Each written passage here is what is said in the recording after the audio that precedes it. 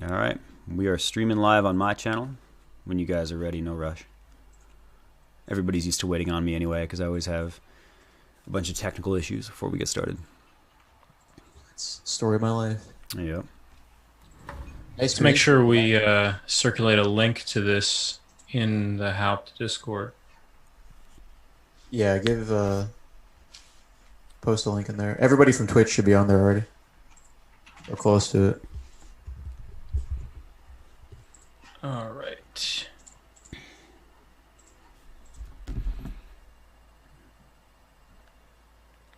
All right. Yep. Got a couple of people starting to stroll in on my end. Those that are already watching, we're getting Haupt's audience in here. Got a couple other guys too who I don't know very well. I know Moses. There you go. I've at least heard his voice before. I'm not familiar with Trader Trade Streams though. That's Terrible Trader on Instagram. Oh, okay. All right. I know who that is. You want to introduce yourself, Ed? Sure. Yeah, I'm Ed. I make memes. Made a couple of good ones. Sorry, I'm gonna. Bets. I've seen your videos, Mikey Millions. Great videos. I just watched the one on the weekend about Poor Man's Covered Call. Loved it. Why is my video mirrored? My new favorite strategy. The thing is, I've never implemented There we day go. trading strategies before, because nowadays I'm just very buy and hold common. But it's still super intriguing to me, and just want to learn more about it. Yeah, there's so many different ways to approach it. I mean, in a market like this that's been bullish for so long, it's easy to just buy and hold, and you probably outperform most people too. But for those that, don't have as much capital to work with, sometimes you need to get a little creative. So using things like the Poor Man's Covered Calls or some spreads, you don't need quite as large of an account to start seeing some real gains. Yeah. Yeah, it's huge. And it's problematic too, and a lot of people, they'll end up FOMOing at a sundial at $4 or something like that. You get burned pretty bad. Yeah. Too many stories of that in my chat, in my Discord. Yeah, we've all been there. I mean, I did it. I bought Sundial at like 250. I thought, hey, this is the new way to go, man. It's meme stocks are on the rise and they're not stopping. I think within you're in trouble though. When that's like the conservative option. You know what I mean? What, Sundial?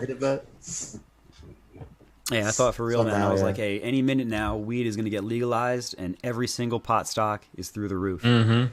I think I bought at within 2 hours of the top. I was green for minutes. Oh my god. It was pretty bad. It happens to the best of us, man. It was bad, but hey, that happens sometimes. But hey, the good news though, we all got our stimulus. I just got mine today. It was like 1/3 of what I expected it to be. Ooh. I was a little bit disappointed by that, but sometimes it happens. You didn't get the full amount, the full 1,400. No, I thought I was going to, but apparently, if you make money, they don't give you as much. No, you're an evil person, bro. You made too much money. Yeah, Man, very, my very video's all frustrating. fucked So now up. I've got, instead of, I thought I was going to get, for me, my wife, and then my daughter, so that would be together, what, like $4,200?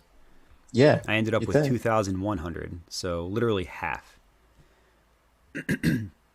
Terrible. How did you do that? Fix with the my attendees in the lighting or background? what? Are we cool with this? Is this fine? Like if I How's my lighting, by the way? Is it fine? I feel like my video's all Everybody looks fucked great. up. I've got a green All screen right. with nothing on it, so All right, dope. whatever you guys are down for, hey, You're I'm good. down. We're all looking good. Hop, this is the Nvidia stuff, bro. Come on, man. I gotta get an NVIDIA I'm card to sorry. have that crap. I'm sorry. That's ridiculous. Whatever. So, Mikey, I'm really curious. We're live, right? I just want to make sure. Yeah, we're live. I got 114 on my end. It's ticking up slowly. Sweet. Yeah, I posted the link into your Discord, Haupt. Okay. People on my channel, they're saying that they didn't think Moses looks like what he actually looks like. What did Yeah, they that's think what I I was would look afraid like? of. Black. Thought I was black? Yeah. So I was Dude, like, who is I'm this a hedge fund researcher, Chad. What do you expect? Yeah, dude. Come on. Look at the sweater vest. Look at it. Look at You the see? fuzziness. Do you see this Patagonia right here? Come on, man. I mean, it looks pretty good Let's to be me. real. I'm looking like a scrub. I got a Sure. wife beater on, so. Hell yeah. That's the kind of trader I want to I told you I was dressed. I told you I was getting dressed. I even put pants on for this. Hey, Kevin Damn. Thomas, thank you for the super chat there. He says it's my IT budget to properly get the correct link posted. I'm even wearing dying to know. trousers. Can he hear us? I'm sorry. You were in the middle of doing a super chat. I'm sorry. Yeah, no, that's all good, man. Somebody Hold on, let me get my. I think I posted like an incorrect link or something like that to the video. People are confused by it, but I'll get that. I'll get myself sorted out over on my end. No sweat. But you guys, though, thank you for inviting me to this. I know Haupt, we've been trying to get onto this for a while now. You know, we've been talking about we got to do some kind of collab for like I think over a year, and we just never have gotten around to it. But you're the only Twitch streamer that I actually tune into consistently, because I know I'm always going to get something good. Usually a little bit of anger, a little bit of memes, all piled into one. And then I've at least heard of Moses' voice, of course. And Terrible Trader, hey, good stuff that you've posted too. I dig it. But we're all gathered here today for something pretty big that I think we're all affected by today. And we need to know what to do with our stimulus. That's right. There's no group 1,400 big ones. No group I trust more than us. What was that again, Mikey? I'm sorry. I said there's no group that I trust more to figure out how to handle a $1,400 free stack of money from JPOW. Yeah, when I think about like how to allocate capital, I want to get advice from the guy with the fucking chicken tenders in the background. And now some disgusting amalgamation of Janet Powell or Janet Yellen and Janet Powell. No, we'll stick to Janet Powell. Janet Powell, Jan Powell, and Jan Powell. What was that one movie with the movie with Arnold Schwarzenegger? That was the scene that was in there, I think. No, that's a different movie. Jamie Lee Curtis and Arnold Schwarzenegger. What was that? Total Instinct or something? Total Instinct. No, Killer Instinct. Total Recall or Killer Instinct. I think it's Killer Instinct was the movie.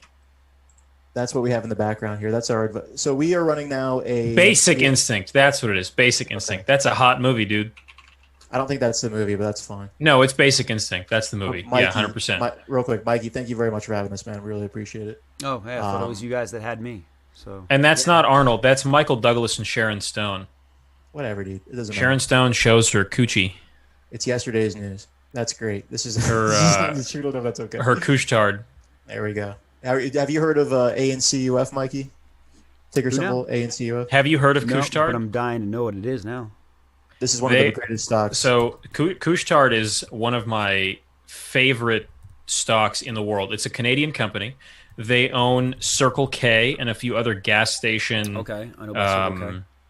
Yeah, and a few other like gas station convenience stores, and they just partnered with a big medical marijuana distributor in Canada to sell weed from or sell weed in stores adjacent to Circle K in Canada. That's a great business model. Yeah, that is a good. So they have Circle K, they have gas, and they have their third vertical, which is marijuana. Mm-hmm. And you said they're vertically integrated, so they're going all the way from growing I believe all the way so. up to selling. See, that's enormous. The company they're partnered with is vertical. Okay. I mean, I've been looking at different opportunities now to get into the weed market. I mean, we know that Canada is going to be a lot more developed than the United States is. But if they're already at the point where they own the Circle Ks and they can sell recreationally in Canada, if and when we see legalization over on this side, that's just one quick move. That's right. Before they're able to start doing that in the U.S. To give you guys, I'm going to post a link to the Financial Post article in your chat. So there it is. Couche-Tard makes strategic investment in cannabis retailer Fire and Flower. They're opening up 23 stores. I believe they opened sometime middle of last year. The partnership was cleared in July of 19. How much is that stock trading for right now? Couche-Tard? Yep. Great name also. Yeah, that's fantastic why I wanted name. it. That's why I chose it. I had nothing. I don't know anything about the fundamentals. $41. 41 Canadian. 41. Okay, so probably that's what it on does, the Canadian something like that, exchanges. What it does, NCUF is it's the U.S. listed stock is trading for 33. What's let me I got the ticker. There's people over on my end that are asking for it. What's the ticker for that one? Sure, I'm just gonna ANCUF. ANCUF. You got it. There it is in the. And the beauty of this stock is that it combines my two favorite things: Couche and Tards. It sounds like a Reddit name or something like that. What's that? It sounds like a Reddit username. Yeah, it really does. But it's a real company, and there's a lot of Circle Ks down here. I'm not sure if you guys have them in your neighborhood or not, but yeah, not in my area. But I've been like all over the U.S. before, and the Circle K it's all over the place in the South. Yeah, I saw some in Arizona. Like, I'm from Canada, so I'm like native to that. And when I went to Arizona, I was like, oh shit, that's Circle K here. We don't sell alcohol in convenience stores here in Canada, though. I was in that's where I remember Circle K's from, was Arizona. I was in Sierra Vista, like south of Tucson. Like, you can see Mexico from if you climb a hill. Circle K is all over the place down there. And they have booze. I never got your take on any of this. I never got your take on the whole GME thing. Like, what are your thoughts at this point? Because can I just give you my thoughts really quick? Yeah, by all means, please. Okay, so in the beginning, I thought it was great. Okay, I thought it was hilarious. Melvin Capital got ripped 53% down. I loved it. I was all on board. I mean, they've ruined the subreddit at this point, bro. If you go on Wall Street Bets, it's nothing but gorilla memes. It's nothing but, zero IQ people that have no care in the world about finance at all. Mm-hmm. The fun of the sub used to be that it was smart people pretending to be dumb. Now it's dumb people like relishing and enjoying their own stupidity. in their collective stupidity. Yeah. And it's sad. It's sad to see. I agree with you that that's the direction the sub has gone, but I remain optimistic because I've been on Wall Street Bets now for a couple of years, and I've seen that every time there's some new movement, the sub itself is so infectious that the people that come there either adapt to the culture that we know and love, or they ditch. So while we're going through this moment right now, we got a lot of scrubs coming through, people that don't make a whole lot of sense. I'm confident that after this whole thing passes, they're either gone or they're going to become one of us after all. And by one of us, I mean one of the smart people pretending to be dumb. I think. But I'm an optimistic person, so you may not quite have that same point of view. I mean, I was always just the court jester, right? Like, all I did was make the memes. I never really made too much money in the subreddit. But it was just fun to like stick around and try to like learn something. Now there's none of that. I really don't. I'm glad you're optimistic because I'm not. I'll put it to you that way. With 7 million people flooding in from 2 million, it's like I mean, I remember when it was in the less than 100,000. Yep. Oh, you're real like old. 2014, 2015, the Sube era, pre-Sube. That's right. That's when we were all posting that. Shkreli, exactly. That's when we were all posting like autistic institutional level diligence on bank stress tests. Before they're released. When they were released on time, by the way, not last minute, 2 days late by the Fed, but actually released on time. That was a totally different Wall Street Bets than what it is now. Yeah, you're a real old. I left around 1.5 million subscribers or viewers or whatever it is, because to me at that point I felt like first I was still posting diligence under a Reddit account that's now been deleted. But I found that my diligence would get no upvotes, and then somebody would basically copy half of it verbatim, change a few things around, and then repost it and get votes. Remember, it's a Wendy's, man. The average trader on there is not a very sophisticated person. Right. So you're going to wind up with very broken and so down that diligence. For me was the kicker. Somebody over here had this great quote I want to read to you guys. $25. He says, "Any community that gets its laughs by pretending to be idiots will eventually be overrun by actual idiots mistakenly believing they're in good company." I found that fascinating because that really describes it to a T, doesn't it? That's a great quote. I've heard that before too, actually. In a different I context, I think. So that is pretty ironic. I think it was actually in reference to Trump supporters or something, which I'm, ambivalent on. Oh. That's old news. That's old news. It seems like fucking forever ago, bro. That's what's crazy about it. Time's moving so fast. It seems like that was forever ago, and it was 2 months ago, 3 months ago. He was still president. But are you still long? Are you long GME at this point, or like what are your? So at one point, it pains me to talk about GameStop because if you followed me on the 3K challenge, I once had a pair of calls at the $3 strike, and then I had 50 shares that I made by wheeling GameStop. So if I had held that position right now, it would be worth like $60-something thousand just from that, and I probably spent like $100 to get into it. Unfortunately, I sold GameStop when it went to like $10, and I thought I was really smart. Now I've only got 5 shares left.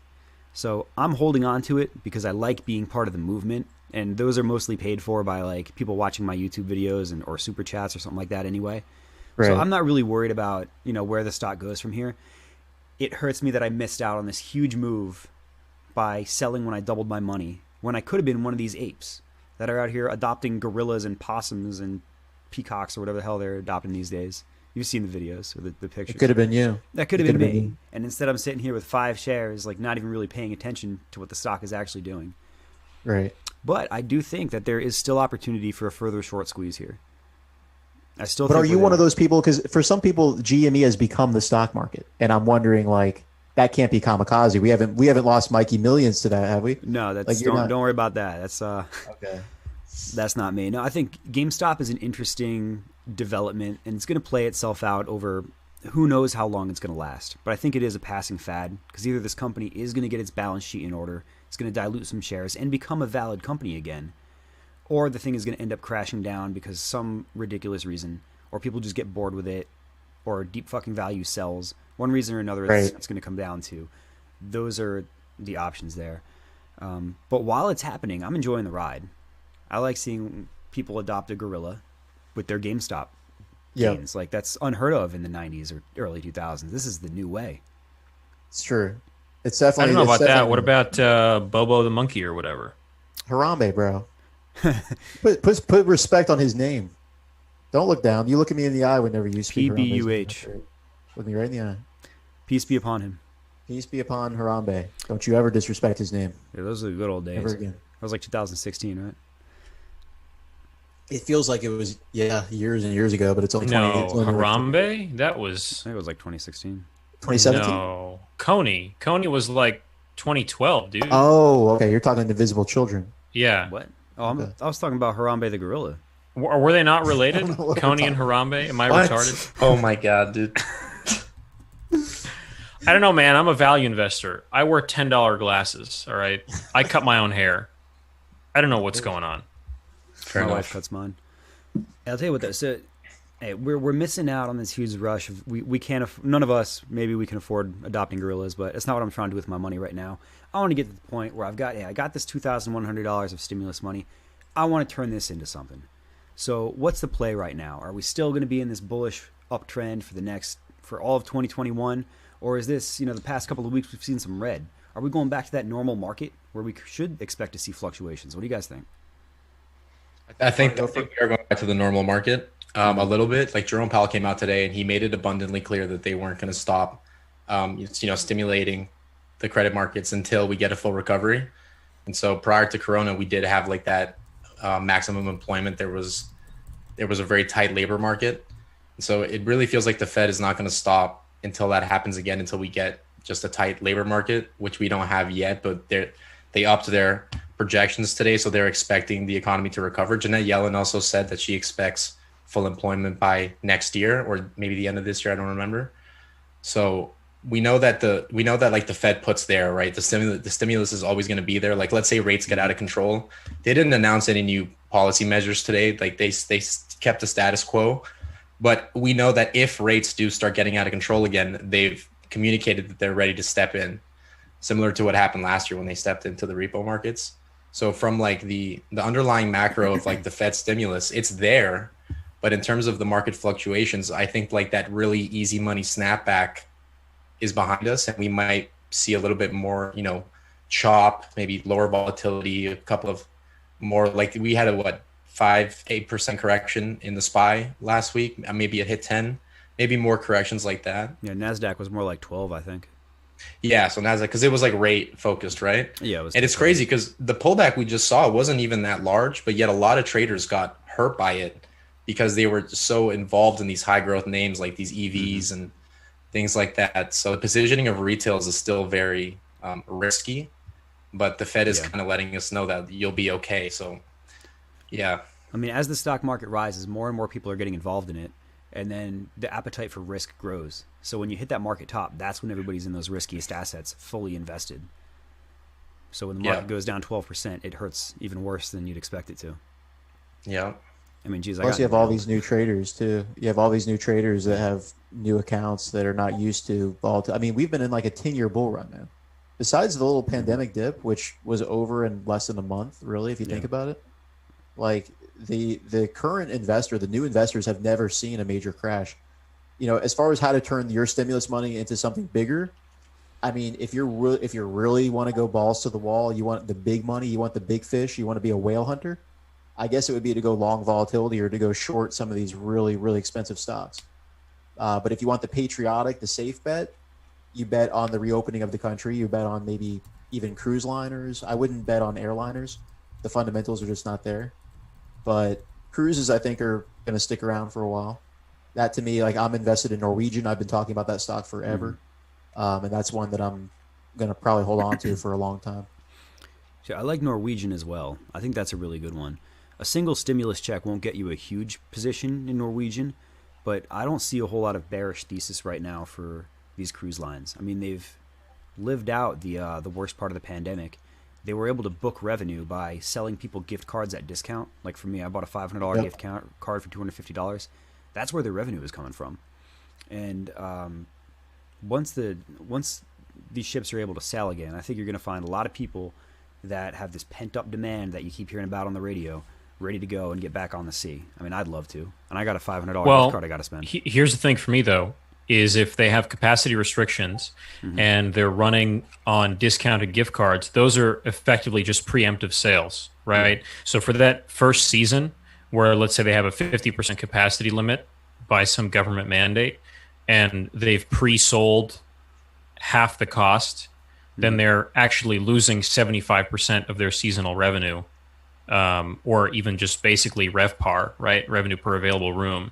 And so you have to view a cruise liner, or really, this is kind of a weird thing to say, but I view cruise stocks as hotels on water, hotel REITs on water, because effectively you're controlling a short-term stay in a location that you can't leave, that you pre-book, and the cost of each room fluctuates depending on the season and the quality and the type of the room. So when you're considering cruise lines, you have to think about revenue per available room, RevPAR. It's what we use when valuing hotel REIT values and individual hotel assets in real estate.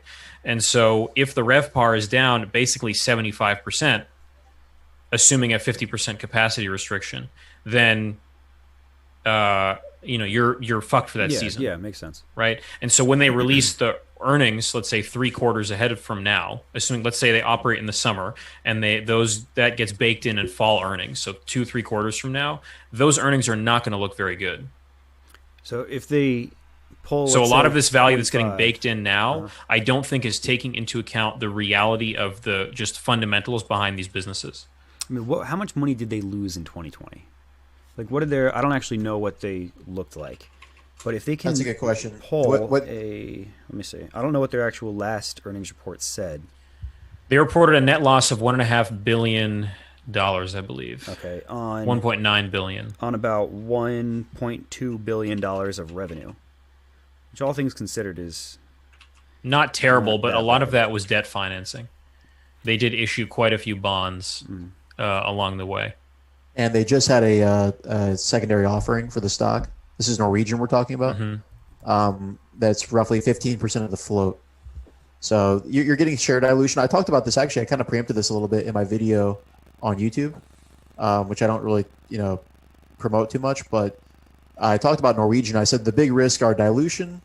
This is before we knew that they were going to dilute the stock. It was like a week later they did that. Bankruptcy, and if the demand isn't going to be there. Those are the really only risks that you have. Bankruptcy, I think, is going to be foregone at this point. It's not going to happen. The dilution is taking place, but we can see the end on the horizon. And then the demand, I think, couldn't be better. I mean, I personally plan on going on a disgusting cruise at some point in the future. I've been kind of forced to confront the fact that they're not the most sanitary in the world, but I'm willing to live with it.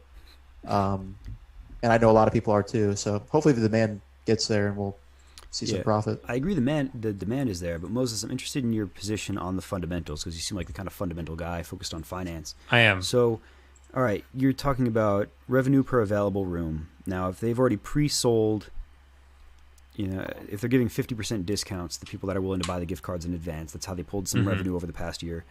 They essentially need to claw back at least another $3 billion in revenue, which would be about 200% of the revenue that they pulled in 2020. Where is the case for them being able to do that? I mean, you're throwing a couple of terms at me that I'm not familiar with, like revenue per available room and pre-sales and things like that. Yeah, that's like a REIT term. So as a background for those of you who are new to me, and I guess for you too, Mikey, is So I've been in between the private equity, just the alternative space for a long time. Alternatives are anything that aren't U.S. equities. So real estate, like private real estate, managed futures accounts, private credit, trade finance.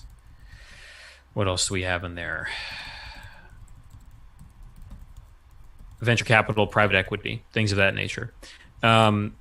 So, and what I do, the reason I'm here, right, is half of which is to promote my research publication that I write, where I, because the company I work for is based in Europe, I don't have a restriction on what I can write about. And because I'm just a macro alternatives analyst, I can happily and peacefully write about the U.S. markets, no problem, right? So that's kind of my impetus for launching a publication in the first place.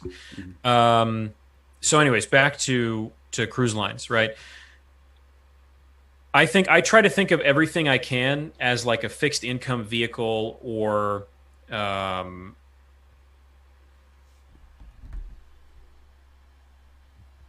way of passing cash. Yeah, in terms of real estate, right? I'm sorry, I lost my train of thought a little bit. Just in terms of real estate, right? So somebody said, don't compare. I wouldn't call Norwegian a REIT. That's right. I wouldn't call it a REIT, right? But the fact that they're basically hotels on water indicates that is the majority of their business is renting rooms. So forgetting all other attractions in the hotels, right, in the ships, restaurants, everything else, right? They're basically hotels on water. So the question is, how are they going to make $3 billion? I'm not sure, to be honest, outside of like debt financing, selling equity, and potentially, my prediction here of like a 75% loss is basically assuming that governments put 50% capacity restrictions on cruise lines. I don't know if that's going to be the case, right? Also, as somebody points out, oil prices do come into play. So if we return to an $80 per barrel oil price by the summer, that's going to be bad for their bottom line. If they have, let's say, 50 to 75% reduced profits, plus more expensive oil, plus we'll just say COVID-related costs, which I believe Norwegian said amounted to 15 million per day per ship. So PPE, cleaning Big staff, all of the filtration systems on the ship, active maintenance of everything. That's a huge additional cost that hasn't been baked in quite yet. So really, there's going to be losing money through 2022 or 2023 is my prediction. The thing is, Norwegian and I believe the group that Norwegian is part of is backed by Saudi Arabian money, so they're going to be okay. Yeah, Carnival is, I know that. I don't know about Norwegian specifically, though. So that's right, it was Carnival. But so Norwegian is owned by a company called Seven Sea Cruises, which operates a bunch of other cruise liner companies. That's like Oceania, Regent, and a few others. And so the prevailing thought here, right, is yes, there might be a problem with Norwegian specifically, but let's say Regent across all other lines are able to sort of redirect cash flows, then potentially we could see a nice case for Norwegian. I just really do not see it at the price that it's at now. I think that it's a little overvalued. What did it close at today? I wasn't paying attention to the stock. Closed at $30. Okay. So to me, $30 is far overvalued, just from a fundamental basis. I mean, this is around where it IPO'd. We had a low of about $8 in March, on March 29th. $8.40 was the low. So to me, this seems like an overbaked, overly priced in reopening sentiment that hasn't really woken up to the reality of what the summer and next spring are going to look like from just a cost basis perspective. Now, somebody over here in my comment section asked a pretty good question. It leads me to ask you this. So when you're looking at a cruise line, all right, they don't make their money just by selling tickets to the cruise. They have these onboard amenities. They've got casinos. They've got excursions, all these sorts of things. So once they're able to get people back on the ship, it's not as though they're no longer able to get money from that person. In fact, it's probably only a small proportion of what they actually spend when they're on the cruise. So I don't know if you know this, or maybe somebody's done a study on it. How much of the typical money, the typical revenue per vacationer, how much of that comes from selling the ticket to the cruise versus what they actually spend when they're on the ship? Because you could be looking at some kind of exponential. It's minuscule, dude. It's tiny. Is it? Which one's tiny? The ticket? It's a tiny percentage of the overall expenditure per person. The ticket is tiny, or the money that they spend on board is tiny? The money that they spend for the ticket in comparison to the total amount they end up spending on the cruise through that cruise line specifically, not even on the island. Wait, are these not all inclusive? What's that? Aren't they all inclusive? Shit, even an all inclusive, even an all inclusive one isn't really all inclusive. It's lies.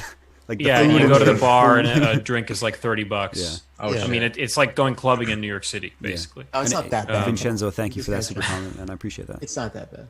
Moses, you kind of brought up like you brought up that they were like hotels on a boat, right? And it made me think like the biggest threat to the hotel industry right now is companies like Airbnb. Maybe Haupt, because you're into Norwegian, like, are there Airbnbs on cruise ships? No. In that case, then they have a moat for Airbnb. No one else is renting cool. room. Like a yacht? Like a yacht?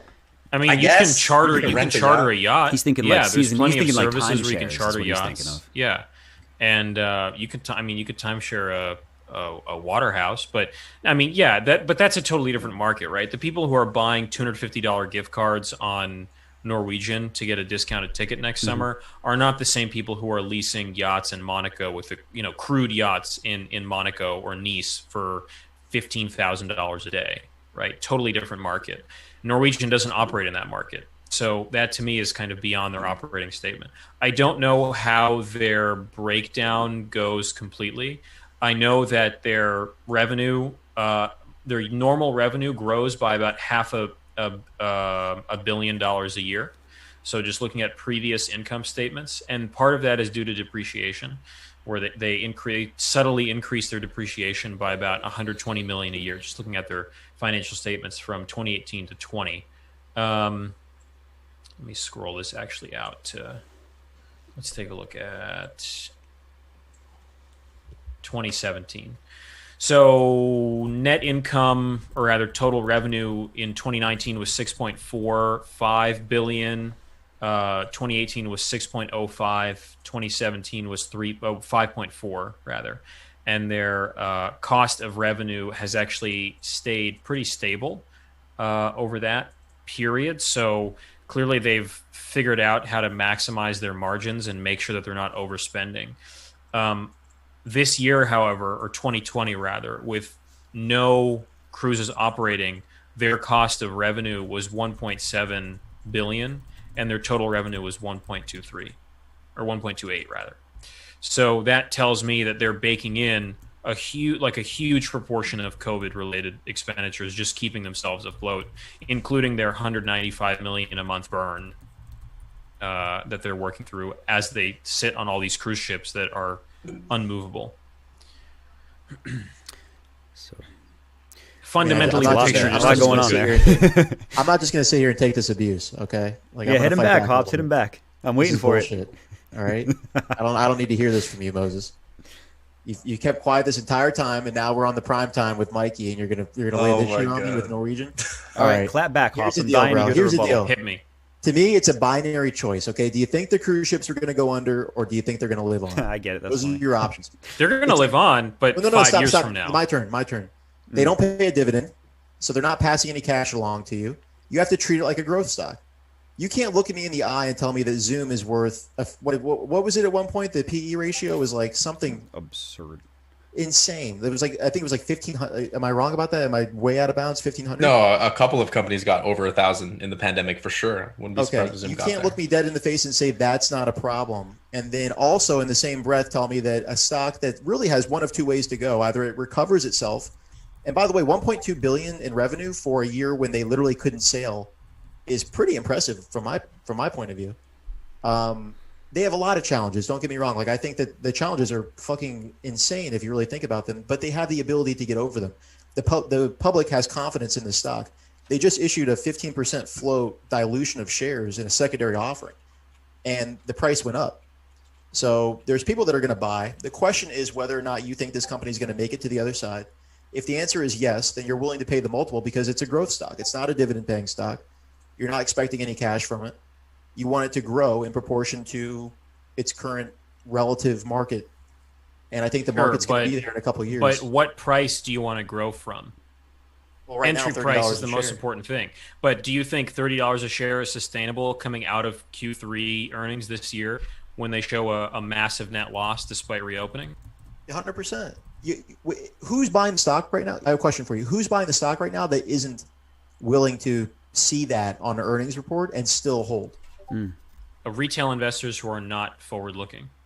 Well, hopefully all the ones listening to me today will agree with me. Because diamond-handed. Empirically, we know that individual investors are not forward-looking, and they do not approach portfolio construction from an intelligent mathematical perspective.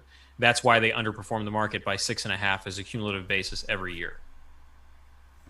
You're such an elitist. You're such an elitist. Look, man, this is where I shill an article I just wrote about individual investor behavior. What do you think, Mikey? I'm curious what you think. So there's a lot to take in. You both made some great points. But I think by and large, I think Moses is missing something here. So we've looked at I agree with Haupt there that they were able to achieve a higher proportion of revenue than you would expect in a year when they could literally not get on the water or out of port. But they spent this time, they've upgraded their ships. They have a lot of people like me who now have gift cards in the bank that we've got to use. And we know very, very well that all of those people that have bought gift cards are 100% going on a cruise because I'm not throwing money away.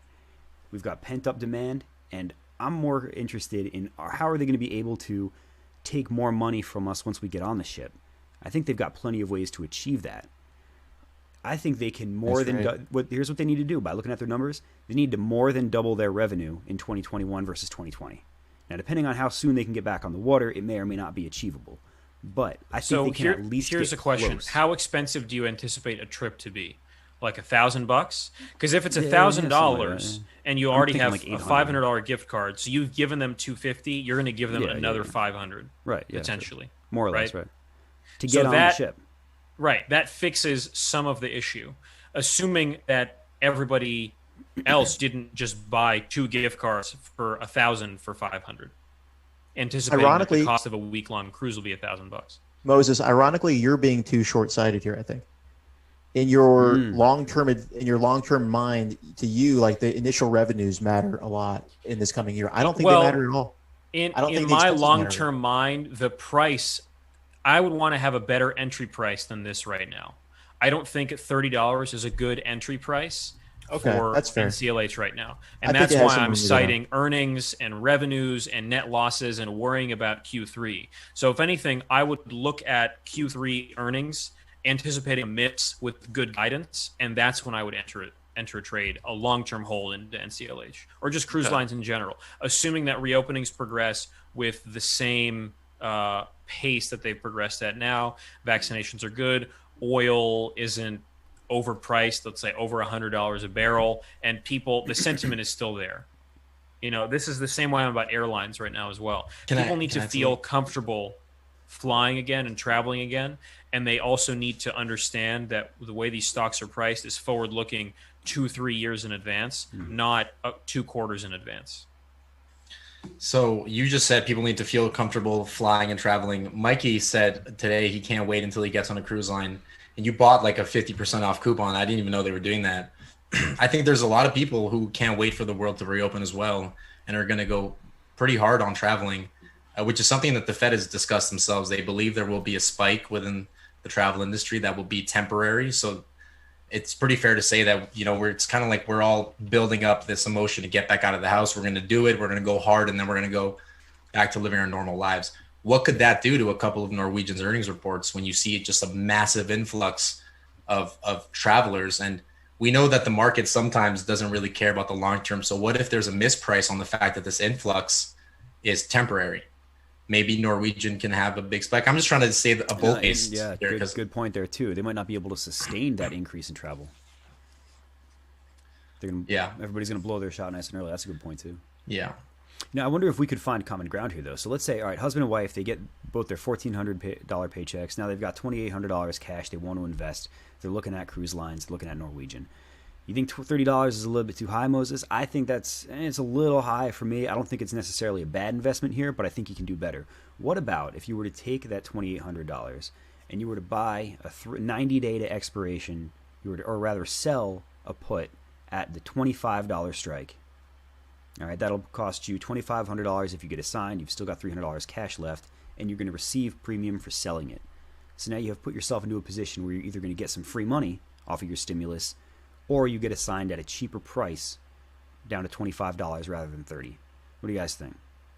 Do you think is the $1,400 enough to write $25 puts on Norwegian? Like two of them. I'm talking about two of them. Because your husband and wife. Yeah, two of them is $2,500. No, I don't think $1,400. $1,400. You're not going to get a whole lot of money selling a put right now at 14. You're going to get pennies. But I would say though, Tim, again, good idea. But you're assuming in that case that $30 holds. I'm assuming that 25. It holds above 25. Yeah, that's what I'm assuming. That's scary to me, actually, Mikey. I don't know. In what time frame? Right, to me, writing options right now on high volatility stocks like these with huge correlations that are beyond market correlations, to me, is, it's a little optimistic in my eyes. Can we consider Norwegian high volatility, though? Yes, absolutely. It doesn't Intraday? Well, when we look at these travel stocks, some of them have broken past their 2019 highs, like a couple of companies that do like event planning, for example. I don't think every airline has broken past its highs. Maybe, I'm not sure. I definitely don't think the cruise lines have, though. But when we compare it to other equities, like a lot of growth stocks, some growth stocks are way above. And a lot of them are stay-at-home, don't get me wrong. There's definitely a reason for it. But if Norwegian is high volatility, then what are some names, Moses, outside of commodities and REITs? What are some names that are lower volatility than Norwegian? I'm just asking some tough questions. That's all. No, it's the right question to ask right now, though. Well, look. So let me present first my bull case on commodities and REITs, and I have an excellent case study for this. I want everybody to go on Yahoo Finance and find the company called Lennar. The ticker is LEN, and take a look at that chart for me. All right. And then scroll down a little bit and see if you can say what Yahoo Finance said about their earnings. Lennar is a home builder. They're one of the largest home builders in the U.S., and they had basically 50% increase on all financial metrics: earnings, revenues, sales, backlog of orders, new homes constructed, with incredible forward guidance, all off the back of a lumber shortage, a shortage of housing in the U.S., and no pace, no end in sight to new construction for the next year. They went up 14% today off the back of those earnings. So to me, what's cheap right now is what's always cheap. Companies that are undervalued based on their net asset value or their price to sales ratio, like Lennar, which used to have a price to sales ratio of 0.8, under 1. Now it's about 1.2 with the new price and the new sales figures, right? They are in a sector with unprecedented demand where they have to increase home prices and maintain the same operating margin. So if you're let's say a 1 to 3 margin, because assuming lumber goes up by $1 a unit, you're now charging $3 a unit on the finished end. So their revenues are actually increasing exponentially as a result of that. And you have to find, we're at the new beginning we're at the beginning of a new economic cycle, and so you have to be able to position yourself to identify new stocks. One stock does not last through the entirety of an economic cycle, with the exception of like 5 mega caps, right? That's the point of having an economic cycle, right? Is there are things that are cyclical and things that change throughout that 10-year period that are better buys than others. So in this case, tech is a little overblown because of stay at home. So now we can look at commodities, which have been the hardest hit and the most underpriced, and are not priced into real demand, like oil, which is slowly getting there, like housing, which is slowly getting there, like lumber, which is slowly getting there, and like lithium in some cases too. So you need to really generate an edge and have an edge and be able to purchase quality assets. You need to be looking at companies that are positioned in a way to take advantage of the next 1 to 2 years.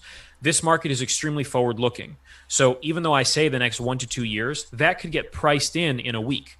that was basically priced in with LEN today, and I believe it's going to continue tomorrow. I think LEN's going to have at least a 5% day tomorrow as well. So we could see it up to 107 to 110 by tomorrow afternoon.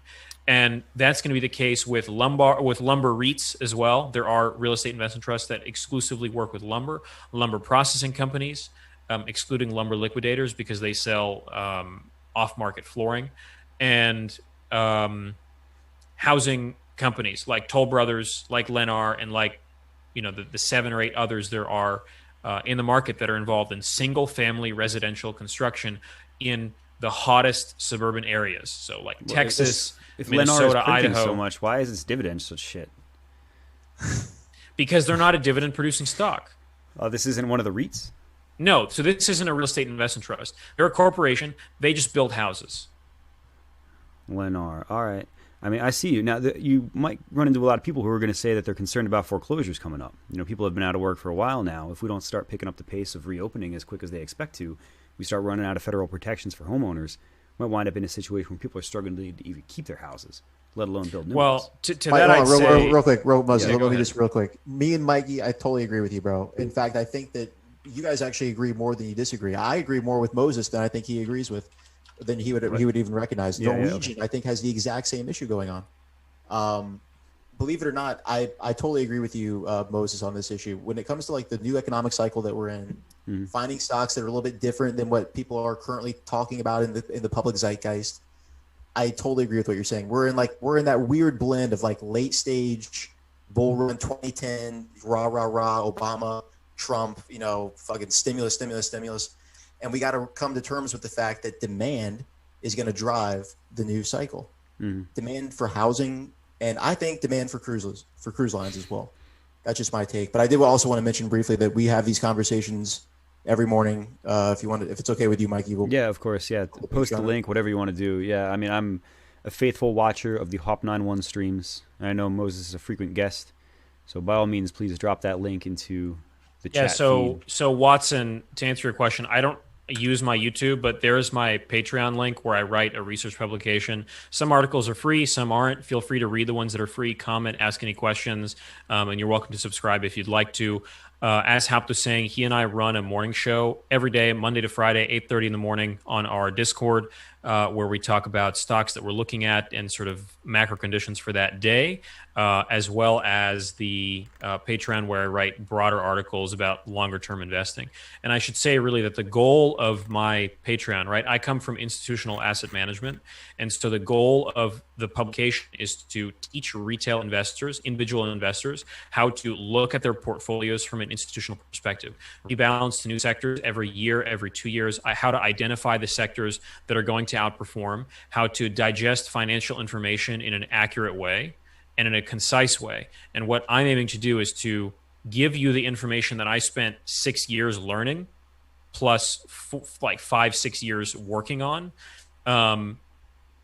in a way that doesn't require you to read a textbook before you read what I write. That's the number one objective. So if is the chat not showing up? Yeah, I don't know. I don't see the link to that one either. Yeah, go ahead. I just posted the Ruby Capital link. I don't know if that's coming up. Well, I'm a moderator on your chat, actually. Yeah, Hop, you go ahead and drop it. You should be able to It do might that. be auto-deleting. Yeah, if you don't mind posting it's that. just not letting it post for some reason. I accidentally allowed the word cock. That's My okay. apologies. That's Thanks, all right. Lemons. Thanks for that, buddy. Appreciate that. Christian chat here. No, we're good. So Yeah, you guys to drop answer the whatever you- question I still don't see about link. the housing Let me do market, it. right? So there's a couple questions that were asked. The first one, somebody asked about the pending foreclosure crisis. To me, right, the foreclosure market and the market of new buyers is vastly different. The market of new buyers are people who used to live in cities, are now accelerating their decision to buy a house because rates are low and they have lots of liquidity. They're still receiving their full salary. They're not going into the office. They're saving money on commuting. They're getting stimulus checks from the government. Maybe they're getting an extra boost on their taxes because they have a kid. And now they've decided to move into a bigger or nicer home, and they're ordering houses to be custom built for them 8 months, 10 months, 12 months out. Right? That is a vastly different market from the people who are unemployed, unable to make their mortgage payments, maybe 6-8 months behind on those, and don't have FHA insured mortgages where they're going to get bailed out by the government. Right? Those are completely different situations. Somebody else asked about the rental crisis. Okay, kind of a reality check here, but the vast majority of real estate investment trusts involved in multifamily residential have reported rent collections in the low 90%. Hey, stand by one, Moses. Hey, can you guys just send me the links to your Patreon or Twitch inside the chat? Yeah, I just Zoom, posted. I think you guys can see that in chat now, right? Let me get. Here, I'll stick it in the chat on chat, Zoom. and then there you I'll go. put it in myself. Yeah, okay. Looks like I Haupt should be got able it. to post whatever I want on my own stream. All right, Haupt got it. Okay. Perfect. So. All right, we good then. Yeah, so there's a link to the Patreon if you guys are curious about it. Feel free to read some of the free articles and feel free to follow if you like what you see.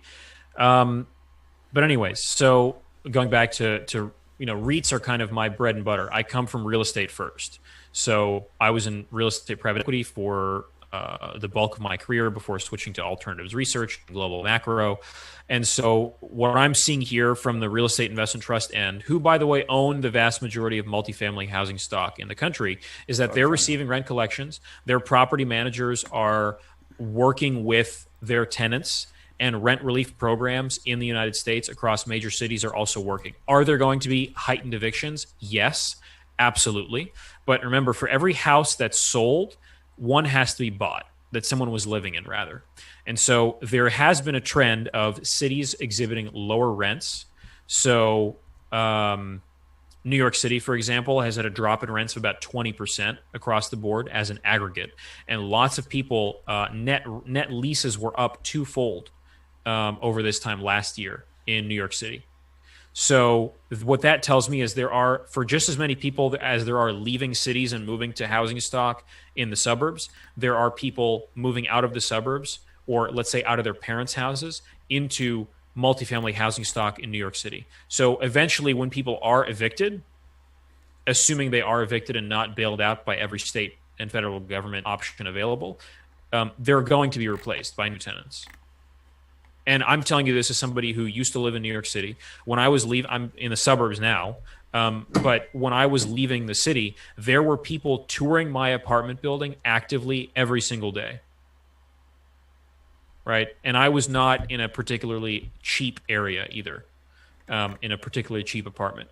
My apartment was a 2-bedroom renting in the mid 5,000s a month. And there's people willing to pay that or slightly under that right now in New York, and they're willing to sign leases right now. The other thing on top of that, too, is that housing prices historically have always been away from inflation. They don't catch up. They're in the process of catching up now. The problem is that, A, we don't measure inflation properly in this country, and B, that we don't approach inflation from the perspective of income and wage growth. So if people, and let's say the aggregate family income is $54,000, you're not going to be able to afford much on that $54,000 outside of kind of a scummy suburb in most cases. But people like Haupt, right? Sorry to call you out, but your wife makes a lot of money, and me and people in our circles are fine because their incomes have continued to stay strong. And for somebody asking when this was in March of this year. January of this year, 2 months ago. I was moving out. And people were actively touring and signing new leases. And the data showed that for the first quarter, new lease signings were up huge in New York. CNBC just came out with a report that said demand is like sky high for single home families still. But then simultaneously, home sales went down. I don't understand your market. I really don't. That's why I love real estate demand, and real estate is so fractionalized. That's the thing. I don't get it. Like real estate is a weird market because, I moved out because I was planning on buying a house anyways, Rocker. So I'm here to fix the house that belongs to my family and then purchase a house here as well. So, but I know plenty of people who are still in New York and have stuck it out through this whole thing. And I have the option to work from home. I don't have to go into an office every day. And it's just better for my personal quality of life to do this. Hey, Mikey. But I know realtors in New York who are making a killing on commissions right now. Kamikaze, I'm really curious. You and me come from the Wall Street bets world, and obviously this is not financial advice. Nobody fucking do this, but I'm really curious. If you had, let's say it's 1,400 because that's the amount that most people are getting. if you had to double it in a month, what do you do? Like, what do you put it in? Right now, gun to your head. All right, gun to my head. What am I putting it in? Dogecoin. No, more realistically though, I'm gonna probably take Doge. I would probably not Cardano. I don't know nothing about Cardano. Isn't that central? It's like centrally focused. It's getting. I know it's getting listed on Coinbase tomorrow. Oh no shit! Yeah. All right, so it's gonna go up 100%. There you go. There's your answer. If I'd known that, your I would answer. have said You it want right to double away. your money? By Cardano realistically, so if we're looking at, if I need to double it and I've got time, I want a leaps on Snap, and I'm gonna sell short calls against it. I'm gonna do a PMCC on Snap. That for me has just been printing money. I think it's gonna continue. I like Snap in the long term. It's got great guidance going forward. A little bit pricey right now, but I think the price is justified by its growth potential. So we take a leaps on that with the full 1400, and I'm going to sell every 30 days. I'm going to sell a new short call. If the stock goes up a few bucks, we're going to be looking real pretty on that leap side. If it doesn't, we're going to take that premium and reinvest it. That'll be the plan. So you're a big fan of options trading, I take it. Yeah, I'd probably, probably 50 or 60% of my portfolio is buy and hold. The rest has some level of option attached to it, either covered calls or poor man's covered calls, short puts, anything like that. I like the income aspect of it because I'm close to the point now where I can stop working full time, and I think that my portfolio and selling options can become is a really important part of my income. So I want to stay at that point. And then I've got dividend on top of it. I'm really just taking premium right now from selling options, putting it into either the indices, ETFs, or into dividend stocks. Wait, sorry, Mikey. Earlier before we went live, you said that you were thinking about like leaving your job and selling insurance. You literally meant like selling insurance in the market though, right? So I have the option right now to sell life insurance. I'm licensed to do it. If I want to do that part-time, that might be enough to supplement me. I don't think I need to do that though. I think what I'm getting right now with my portfolio and being able to sell options on stocks that I like, that ought to be enough by itself. Plus I've got, free healthcare from the Army it's never going away. That alone is worth like another 15 Look, grand a if year, you can honestly. generate, let's say, an EBITDA of 5,000 a month trading stocks actively, you're solid. That would be huge. Yeah. Right. That's 60 grand a year. Your tax basis is about 26% all included, depending on where you live. Could be 30%. Right. So adjusted, you're looking at 3,500 a month, give or take. Nah, screw that, dog. Don't forget, we've got a standard deduction for a married couple. Plus, I've got a kid, so that's a $3,600 tax credit. So right there. You're talking $4,500 a month. Yeah, that's legit. I knew this kid was good for something. And if some of that comes from dividends too, even better. Yeah, because dividends are tax advantage. You're only paying 15% on that. Me and Mikey are really doing the long EV play or the long IV play. Implied, what is it? Whatever. We're doing the smart play. I have a kid coming on the way, and I already have another one. Those are my assets. I get $3,600 every year from each one of them. They provide cash flow, and they provide emotional support during down days. Highly encouraged. It's plus EV for you to get a kid in Joe Biden's America. It was the new relief bill. They gave him $3,600, right? It's up from $3,000. Dog, that's what I need. I think it's up from even more than that. I think it was at like $2,000 last year, and they bumped it up to $3,000 for kids that were over the age of 6 or 7, and then bumped it up to $36 for the tiny kids. I'm always trying to listen to what the economy's telling me what to do, and your rewards points on your credit card give you more cash back than putting it in savings account. So what does that tell the average consumer is being told from the economy, spend your money. And now I'm getting money to have kids. It's what is the economy telling you? It's fill this earth. Make cogs in the machine for the giant consumption machine needs more. It needs children. Buy Herman Miller furniture furniture on your American Express card. Yes, debt. We need more debt. We need you to spend. We need you to have children. We're just on another upswing. To Moses's point. Right. I don't know. I love your doubling idea though, Mikey. Snap. That's an interesting play. So here's some input on my portfolio. I run a 15% option, 70% equity, 10 to 15% cash portfolio. I'm very much on the value side of the trade. Sometimes I will back up a long equity play with a shorter term options play if I'm anticipating some kind of a big swing.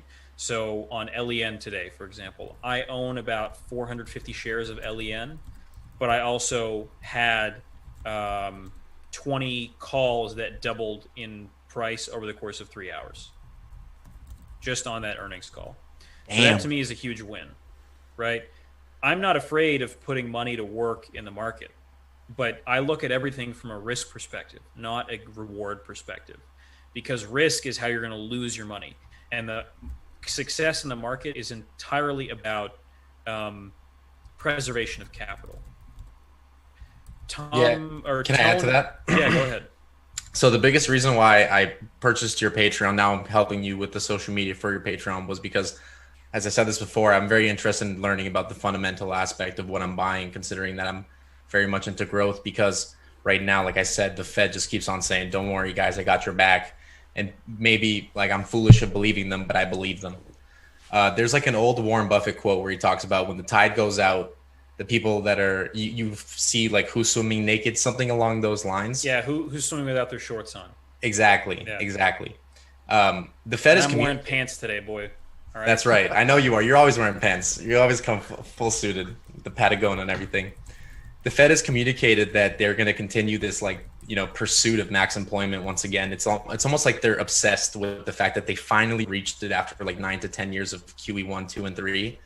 And right when the Fed had the tightest labor market ever and they were getting all these congratulations, boom, you get this black swan event like coronavirus. So today, Jerome Powell said, probably in the statement, but also in the presser thereafter, when they reach that max unemployment, when they reach these goals that they reached pre-coronavirus, they're going to start testing what it's like to take their foot off the gas. We saw that happen in 2018 with the taper tantrum. That's why right now I'm trying to prepare myself to slowly adjust my portfolio into names that I know we don't know if the tide will go up, but if there is like a decreasing of the money supply, I don't want to be caught swimming with my pants off. So there's my take on that. There's my shill of Ruby Capital. Tone Win asks, where's this question? I think he asked me to pick here we go. What are my opinion on the best REIT to own within the next 5 years? So this is a series I'm working on the Patreon. Every topic I pick, I tend to write a series of 3 or 4 articles about it, just because I find that's the best way to put out information from like a sectional perspective. If you look at a heat map of real estate stocks, industrials and so like logistics industrials and data centers have outperformed for the last 2 to 3 years. So I would stay bullish on those. We're entering into an accelerated era of an Internet of Things idea where data center use and construction is under pacing what is actually needed in the market. There's data to support this, which I'll be posting in the Patreon. I have a presentation about this from a REIT, NAREIT, which is a North American Real Estate Investment Trust Research Corporation. And the second part of that is that logistics services. So logistics are selling at all-time highs, and that's not going to stop either. Everybody is buying things online. This has continued into the e-commerce and data center play. If you're thinking about 5G, you should be thinking about e-commerce. So you should be thinking about companies not just that are in the e-commerce space selling things online, but the companies that distribute for those e-commerce companies. And those companies like FedEx and UPS are going to be renting distribution facilities, leasing them on a 10, 15-year basis from real estate investment trusts that own industrial logistics properties. So for me, that's going to be stuff like Prologis, Duke Realty, Chancery Gate, which may or may not be traded in the U.S. I can't remember. Lexington Realty Trust, ticker is LXP. Those to me are all bullish REITs that I believe are in strong acquisition phases with buying assets at very good capitalization rates with leases in place for the next 10 years, poised to perform very, very strongly. So if I were to pick REITs, that would be it. I got a curveball for you, Moses. What's up? You ever heard of Innovative Industrial Properties? I have heard of IIPR. All right, yeah, what's your take? I like IIPR quite a lot. I'm looking here at revenue in 2019 was about $45 million. This in 2020, it was 115 million. Earnings went from 25 to about 65. I mean, it's a profitable company already, despite the fact that marijuana is not even legal in the United States. For those that don't know, this is a company, they are an REIT specializing in greenhouses for marijuana growth. Now, that doesn't sound like a hugely profitable business right now in my mind, but the fact that they're able to pull doubling revenue every year, doubling earnings for the past at least 4 years, I mean, that to me is a very interesting pick, especially if you're bullish on the marijuana industry overall. What do you think? Yeah, I like IIPR for two reasons. The first is prospects for legalization continue to grow across the country.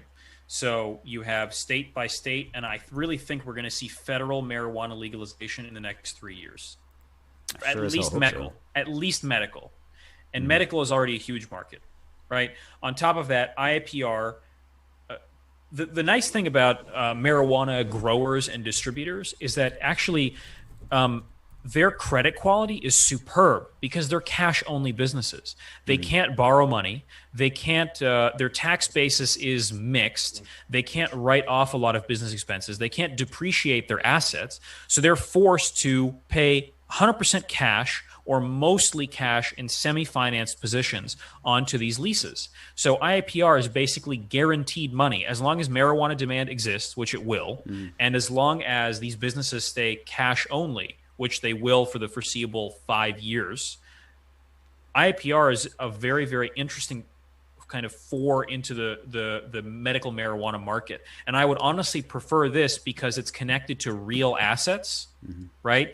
As opposed to medical marijuana stocks that are, floating new technologies or trying to get FDA approval for something, dabbling in different markets, have unclear operating mandates and weird margins and tricky business models. Things that are prone to hype and volatility, like Tilray and Canopy Growth. I would avoid those and really enter into things that are based on real, on real metrics and real property and real assets. Illiquidity is your friend in markets like these because that means that the value isn't going to bounce around like crazy, and they can't just sell whenever they want to. There probably won't be a buyer. So they're holding these assets with high value, high growth prospects, and good rents in place for the long-term future. Haupt, looked like you wanted to say something. No, I forgot. Oh, okay. No, Moses, I think this is actually the first time that you and I have found a stock that we 100% agree on. And I'm honestly surprised. I thought you were going to bash IIPR. I thought you were going to say it's very speculative. I love REITs in general, and if you could find a REIT for me that's innovative, then I'm all for it. Yeah, I mean, I think that's a very interesting niche to be in. And I do expect, I hope we get marijuana legalization a little bit sooner than 3 years because I'm trying to get high instead of drunk because hangovers are fucking killing me. And once that happens, I think we're going to see massive and very rapid expansion of that whole industry. And IIPR already has it's got to have a decent moat around it, right? I mean, it can't be that easy to set these things up. Sure. We're talking about the most experienced company in that particular market. I mean, I'm bullish on it. I wish I could have got in a little bit cheaper, but Merrill Edge doesn't allow investment into any of the weed stocks, and it really pissed me off. That's ridiculous. Really? That's crazy. It really does frustrate me. So because I was trying to get a whole bunch of shit. Once Joe Biden got elected, I was like, dog, this is it. Like, it's time. But I couldn't buy it in my big boy account. I had to buy it in like my junior varsity alt account, and it's just not hitting the mark for me. Yeah, I mean, E-Trade has it, and that's where I have a little bit. So I run all my portfolios inside E-Trade. Oh, matter of fact, I actually hope that it doesn't become legal federally. I hope that it goes state by state, because that's 50 times that the stock's going to run up every time a new state legalizes it. It's another chance for me to make my tendies. Yeah, but then Merrill Lynch is never going to allow trading on it. So I'm sitting here on the sidelines, just buying weed and not buying weed stock. We last to market, Mikey. The CEO of Tilray. Yep. Somebody asked, "What's my stance on ARK-K?" So to make a long story short, I don't like ARK, not because of the hate on Cathie Wood, but just because of how their portfolios are constructed.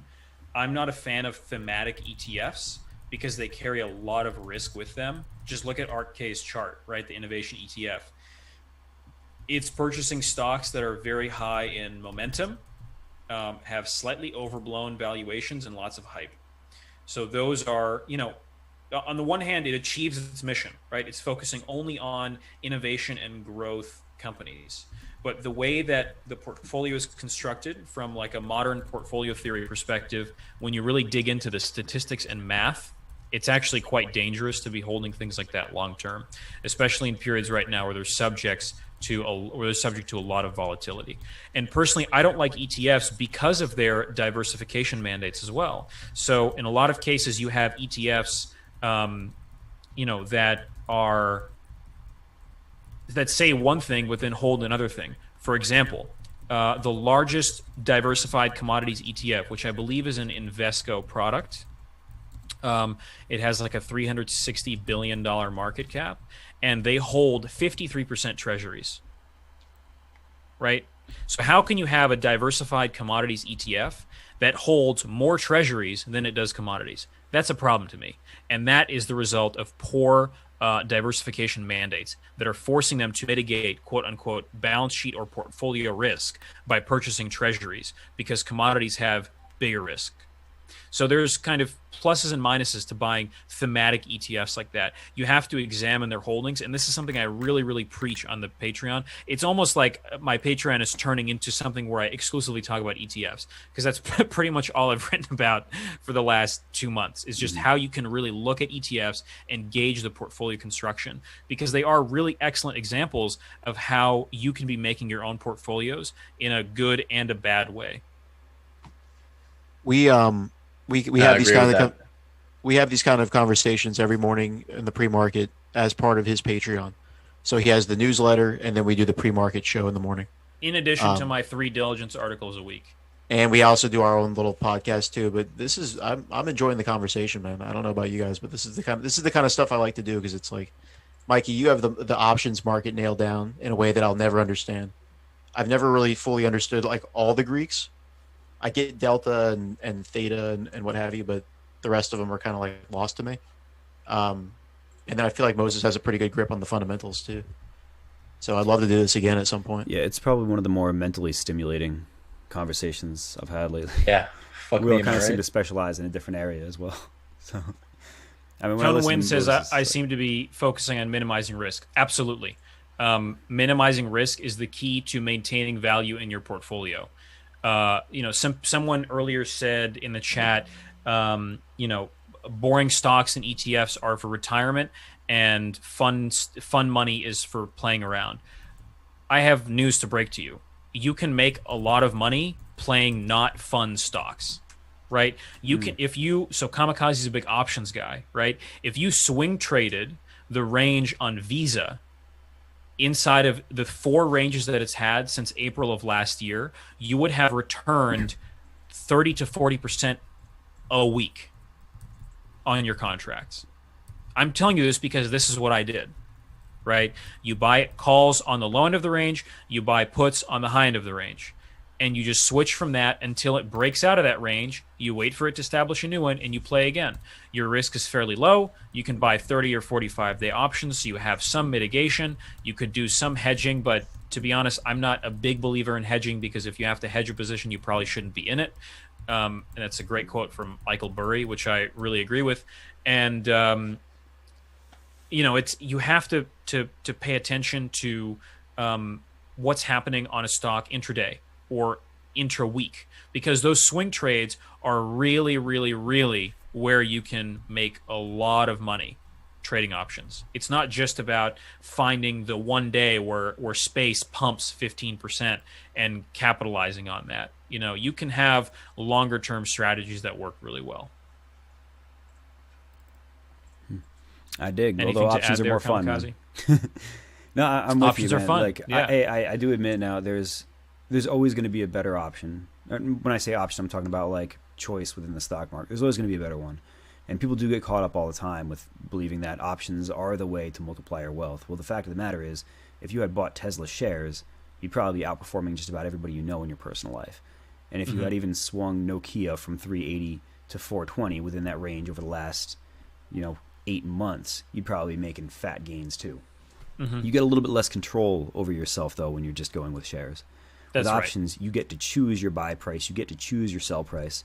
And if nobody takes you up on it because the stock didn't move to that position, You just walk away with some money that you should be reinvesting, unless you're really at the point where you're just living off of income. Then you don't need to worry about that anymore.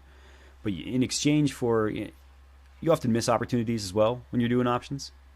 But I like the amount of control because I'm a little bit of a detail-oriented type person, and I'm totally obsessive about the market. I check it on Sundays. I know it's not even open, but I need to see like what Merrill Lynch did with my prices on options and stuff like that on the weekends. So, and I know I'm not the only one, and it's a blast. No, that's very relatable, Mikey. You've been there? Been there? All right. 100%.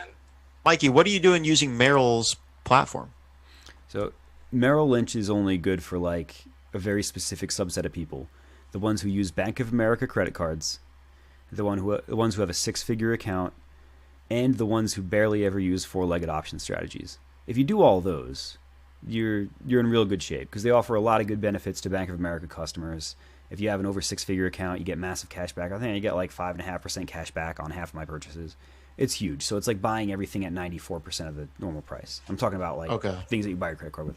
That's the only reason. If you don't hit all of those criteria, then Merrill Lynch is really not that great of a platform.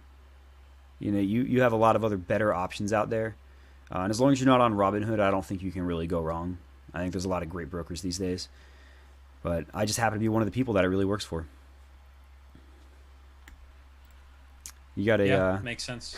Vincenzo just paid me a super chat to ask Moses a question. Thank you for your benevolence, Vincenzo. So Vinny had a serious question and a funny question. Who's Vinny? Oh, Vinny is a friend of the stream. Oh, he is. A friend of mine. Yeah. So Vinny's first question was my thoughts on PLL and the lithium market, which I'm bullish on. PLL, Piedmont Lithium, is I think a lagging stock in the lithium space. Albemarle, ticker ALB.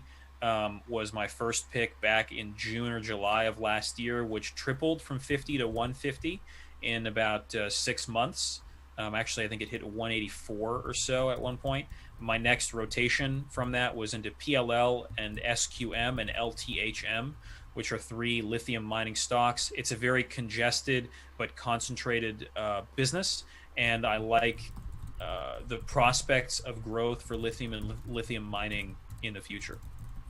And then Vinny also asked about GameStop. That was I was on a stream, I think yesterday or the day before, with this guy on Twitch, and one of his chat people, who is in the Wall Street Bets news server that a lot of people are flocking to now, said that his price target for GameStop was 37,000. So that's the joke. But I think he was completely serious about it. Dude, it's a cult. Mikey, are you thoroughly indoctrinated? Do you think it's going to go to 37,000 or? I'd love to see it happen. I'll tell you that. yeah, of course. Hey, forgive me for 5 shares could buy a house. GameStop or half a Bitcoin. Yeah. Somebody was asking in chat earlier. Somebody was asking in chat earlier if we think that Bitcoin Bitcoin is going to go to 100,000 or at least 6 figures. Like rapid fire, I would say no by the end of the year. I would say rapid fire. I got to go with maybe. And I don't even like believe in Bitcoin, and that's a hot take, right? Like people, if you say Bitcoin to me is like politics and religion. If you're on the wrong side of the opposing opinion with someone else, they're gonna look at you like you're either dumb or ignorant or whatever. That's so true. Bitcoin's reputation was forever tarnished for me after BitConnect. Well, I got bad news for you. There's a new one. BitConnect 2.0 is out now. Is it Bro, have you heard of Qubit? A little bit more Yoki. I'm not familiar with Qubit tech, but I see this Guide to Modern Football. He's asking about how we feel about it. Oh, that's Corey. Yeah, that's on stream. On stream yesterday, one of the guys in my chat, one of the guys that's in our Discord, he got me a ticket or like an invite to the Zoom call, which is a Zoom call for Qubit. It's a scam stock, or it's a scam, whatever, ICO. And so we're sitting there, and she's going through the presentation. And then me and another member of our community just started like causing a fight in the Zoom call. There's probably about 50 people in the Zoom call.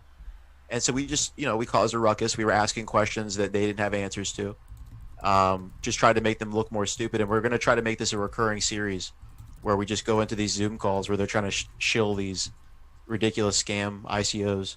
Exposing scammy investment products is amazing. I love doing it. I love that. Yeah, I went into ILM. If you guys know what that is, like the Forex scam that's really big in Europe. I went into one of those Zoom calls. Like I was losing brain cells by the second. They were like, "You're gonna be." It's like Tony Robbins mixed with finance, you know?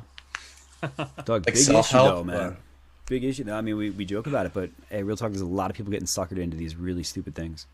Yeah, especially the ones that like watch these TikTokers that promise you, hey, 8% a day. It's just called compounding your money, and anyone can do it. And I just feel like pulling my hair out. And there he is. Yeah, but you have like $8 trillion by the end of the year. 8% a day, shit, dude. I would love that. Dude. I barely scrape by 5% a month. I got into a Facebook argument with somebody who was it's similar to BitConnect. It's basically the same promises, but they use Tron instead. And they were saying that you can expect 8% a day in the beginning. It'll increase to 20 and then gradually trim down toward 1%. And I'm like, dog, if you had 8% a day, then $50 is going to be worth like multiple billions by 2026. By the end of the year. And if you put $10,000 into it instead of 50, it would exceed the GDP of all of the world's countries. Right. And I'm trying to explain to you, this is not a sustainable business model. Something here is amiss. Right. And the explanation is always, hey, well, that makes sense because we're changing the world with this new thing. Like, my God. You cannot eliminate the concept of money by making too much of it. It's not realistic. Right. I want to backtrack a little bit through some of the chat questions. So Anish Duda asked me when I was talking about portfolio construction, if diversification is really just another way of mitigating your lack of knowledge. And that's absolutely correct. So there's an article I wrote actually just this week. This is a perfect opportunity for me to show my Patreon again. I'm going to post the link in the Zoom chat if you can repost that. So the article is called Exploring Alpha Part 2, Are Individual Traders Systemically Screwed? And in it, I break down two things. The first are kind of the basic models behind portfolio construction, what's called information ratio and information coefficient. Two metrics that go up and down depending on your breadth or your average amount of stocks in the portfolio, individual positions in your portfolio. And as your breadth increases, your information coefficient, the amount of really time you have to devote per asset, decreases, right? They're correlated inversely.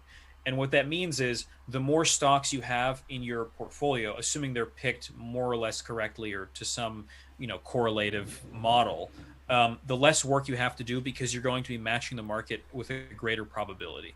Because really, making returns is all about probability and statistics. So if you're able to harness probability, then you're able to make sure that you're making consistent returns and consistent alpha. The second part of that article was really just digesting some research that's been going on for the last 20 years in behavioral economics about the behavior of individual investors, how they generally underperform standard benchmarks, sell winning investments and hold losing investments as part of the disposition effect, are heavily influenced by limited attention and past return performance in their purchase decisions, engage in bad reinforcement behaviors, and tend to hold largely undiversified stock portfolios. These are all dangerous things, and they're behaviors that are kind of a herd mentality among individual investors. We see it with stuff like GameStop, AMC, Hertz, when that was declaring bankruptcy and wanted to do an initial bankruptcy offering. Like, come on, man, that's ludicrous. Initial bankruptcy, and that was entirely intended. It was shut down by the SEC, but that IBO was the first ever one in history. It was entirely based on retail investor behavior because they were buying up the stock. But they would have bought it too. Yeah, they would have bought it. Who was the underwriter on that? Who was the underwriter on that? I want to say Goldman. Terrible. Can you look that up real quick? Who was the underwriter on that Hertz offering? Because they were ready to go. They were 100% ready to go. Yeah. I will never forgive that company, and you should never forgive them either. You should short their stock. Fuck that company. Or steal their cars, dog. This ain't that hard. Right. To one extent, I kind of understand this whole like making the hedge funds and banks bleed. You're not. But let me full disclosure: the hedge funds and banks are in positions that you don't even have access to, so they don't give a fuck what you do with GameStop. All right, I'm sorry, right? Melvin Capital, maybe they lost some put money, whatever. But the reality is that the banks and institutions exist to collect fees from you and sell you products that you don't need. Those are ETFs. Those are bad IPOs. Those are SPACs, which are extremely unregulated acquisition vehicles that are just money-raising schemes for people like Chamath, who can raise $4 billion a year and never buy anything, right, and just take their money. So, literally, Chamath sold almost all of his SPAC holdings at the end of last month and said he was managing liquidity. No, you're not, dude. You're just cashing out. The same way that Trevor Milton cashed out of Nikola once he was exposed as a fraud and the day it went public. Yeah, Chamath really, I feel like he was supposed to be our guy, man. You know, if you're buying into a SPAC, you really got to be able to trust that board. And Chamath did a great job marketing himself. And around the time of Robinhood, too, Chamath was like, oh, don't use Robinhood, but use my platform that's just like Robinhood and represented by my SPAC. Yeah, but it also has... By the way, Haupt, it was Deutsche Bank. So, Deutsche Bank. Even worse. Worse than Goldman. Yeah, worse than Goldman. Worse than Goldman. Yeah. Wait, can I share my Chamath story really quick? Yeah. So my dad was like, hey man, like I've been looking into this Chamath guy. I want to buy some of his SPACs. He told me that he bought like ARK Invest financial ETF, like ARKF, and he was telling me about Chamath, and I'm like, okay, so why do you trust Chamath? And then he said, well, he's trying to socialize finance and he's trying to like help the little guy, pretty much is what he was saying. And I'm a capitalist at nature. Like I live within capitalism. So for me, anybody who's trying to peddle me the story that they're trying to, distribute wealth to you, I'm going to be highly skeptical. And then Chamath came out like 2 weeks later, and everybody, it's almost like Wall Street Bets and the internet was like, oh, Chamath is our savior. He's going to help us all. He was just selling it to them, and he'll probably do it again. I think people will buy it too. He's good at it. That's his. There's one thing that I've learned throughout this entire GME like huge Wall Street Bets thing, is that there are no heroes, man. They're all clout chasers. Anybody that you think of that's like, oh, he's an authentic guy that really cares about me, Elon Musk, they all jump on the gravy train once they see that attention is being directed in that way. And one thing I saw was how disgusting it is. Like I really did. I, for what it's worth, was the most upvoted person on Wall Street Bets prior to this fiasco. Yes, that's why you're the Bull Gang General. User. What's that? That's why you're the Bull Gang General. I'm the Bull Gang General to this day. I've retained my title. I've retained my reign. But my point, but people were hitting me up. I got all these like press people. Oh, I saw you post a lot on the subreddit. But to watch like the amount and the inertia that comes with like millions of eyes on, and people joining the subreddit, flooding into it, and Elon Musk posting memes about it, and then what was that guy Mark Cuban doing an AMA about it? It was really kind of like a first-handed glimpse of like how they had nothing to do with the subreddit before any of this happened. They would if they had seen the subreddit back in 2018, if Mark Cuban was forced to be associated with Wall Street Bets back in 2017, he would be kicked away from the NBA. He would lose all of his deals with NBC on Shark Tank or what have you. They weren't there during the hard times. And I realized that there's a whole industry of like, oh, I'm the authentic guy. Yeah, I said it. Like CNBC almost plays their role when Chamath goes on. Mm-hmm. The guy Scott Wapner plays the bad guy. And he's like, well, Chamath, poor people can't have money. Is he the one that's like they do that every time? And then Chamath's like, well, hold on, rich like CNBC guy. Poor people can't have money. Look at this. And it's unbelievable. You want to touch on regulation. Everybody's playing their role, and it's like, that was a really eye-opening experience from my perspective. Yeah. What? Mark Cuban, by the way, who has actually lost value in his net worth since he sold, broadcast.com or whatever in 99. He sold it for $5 billion, or he made $5 billion on it. His net worth is $4.5 billion. So despite everything that he's done, owning some team and being on Shark Tank, he's actually eroded value in his net worth.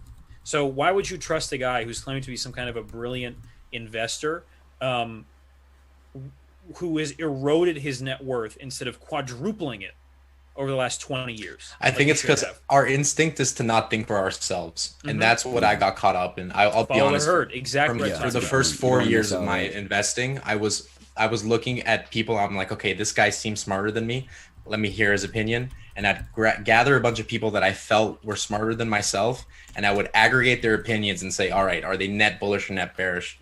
And it took me some time to be like, you know what, how about I just come up with my own conclusions? Like, take information, right, process it, but at the end of the day, you have to come up with your own conclusion. People don't do that. I don't think that's our instinct. Sorry, Haupt, do you mind linking the Patreon one more time and the post on individual investor behavior? Yeah, can we also, I didn't know that Mikey had a Patreon. This entire time I had no no idea idea Mike had a Patreon? Patreon. Dog, I'm fucking No, printing I on didn't know, Patreon. dude. I'm dead Sub. serious. I swear to God, I didn't know that. It's just patreon.com/kamikazecash. Let's Easy do to it. What- find. I'm gonna pledge What right is now. the Hey, and I am what is the topic of I your am very Patreon? transparent on my thing. I don't hide the number of the amount of money I'm getting from it. I like to keep it open for everybody's assessment of whether it's worth giving me any more additional money every month. But I do my Fair portfolio updates on it every month. You get the whole portfolio. I recently started doing, like, 'cause it takes me so long to make videos because like I have a kid and a full-time job and all that. So I recently started putting out the audio for the videos in advance because I can do those quick, and then like Right. 2 or 3 months later, I'll finally be able to get around to making the video. So I like to put out content, a handful of times a month.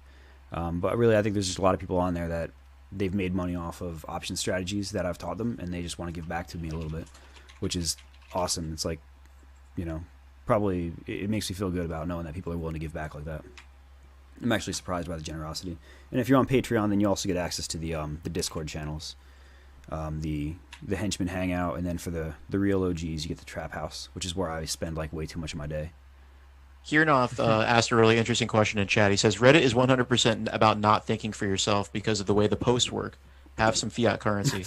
Thank you, Kierma. Appreciate that. You're exactly right. You're exactly right. But that's what's so funny. If you guys remember the original owner of Wall Street Bets, his name was Jartek. And he made all the media rounds, even though he was kicked out a year ago from the subreddit. He made all the media rounds on CNN, etc. And he, in every interview, he's like, "Oh, we had no idea this was ever going to happen. This has been such a huge shock." I knew it was going to happen. That's why I invested so much time and effort curating content for the subreddit. I saw the writing on the wall. The way that Reddit works as a content aggregator is that it doesn't matter who's posting. Unlike Twitter, unlike Facebook, unlike YouTube, for what it's worth, you don't see the content because somebody posted it. You see it because other users found it valuable within that context of the subreddit.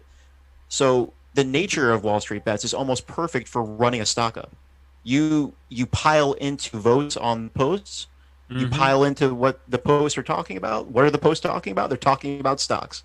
It's pretty. It's to me, the writing was always on the wall, and I guess I'll just cap it at that because it really, I don't know. It's it shouldn't be that surprising to anybody what happened. But yeah, like the thing is, I feel like Haupt, you used Wall Street Bets more than I did, but I've known about it maybe a little less longer than you, but for a super long time. So I don't have like any ties to it. But I'll be honest, man. Like a month ago, when the sub was at like maybe 4 million, 8 million, I ran across a piece of DD about Roblox, and I thought it was great. And I just like thought to myself, like, no matter how big this sub is, there will still be a couple of like diamonds in the rough somewhere around there. It's just harder to find now, for sure. Yeah, maybe I'm jaded because my content doesn't get, you know what I mean? Like maybe my time is over. The sun has set it on my reign, and now I'm passing it on to a new generation of apes and degenerates. I had my brief moment in the sun, and now it's time to do Patreon and do podcast shit, right? Maybe that's it. But regardless, we're gonna go 100 at whatever we do. That's right. what I promise you. That is right. That is right, sir. That is right. And sir. I will always make my passion the stock market. You have my promise. Haupt, you should make a GIF worth. meme and sell it as an NFT. Yo, somebody also asked about NFTs. Are they a scam? You know what's funny is I think NFTs actually have a lot of value as like a digital ledger for art. Yeah, totally. It protects against forgeries. If you can follow a chain of a ledger, which is what NFT offers you, that's unalterable and uncorruptible, that's a perfect way to attach a piece of art to that ledger and show a proof and a consistency, like a past ownership, all the way up into the point where you buy that piece of art to prove its authenticity. If you attach an NFT to a piece of art that way, I see a lot of value in that. What I don't see value in is like selling a tweet, or selling an image on the internet. I don't understand that at all. Well, that's a problem. Like the NFTs are based around the fact that they're digital. Like if you made an NFT that was attached to a physical piece of art, then your NFT is useless because then that physical piece of art, you don't know if it's like backed by the ledger. But I'll rebuttal with this, Haupt. Have you ever seen somebody that has like a picture frame that's like digital on rotation with pictures in their house? Because I have before. Have you seen that? No. Like I feel like there might be a future one day where maybe someone buys like a digital picture frame that has like a rotation, like a slideshow per se of like their vacation in Mexico. I don't know. That's so like, yeah. I don't know, man. That's a world I don't want to live in. Fair enough. I'll be honest with you. Yeah. Fair enough.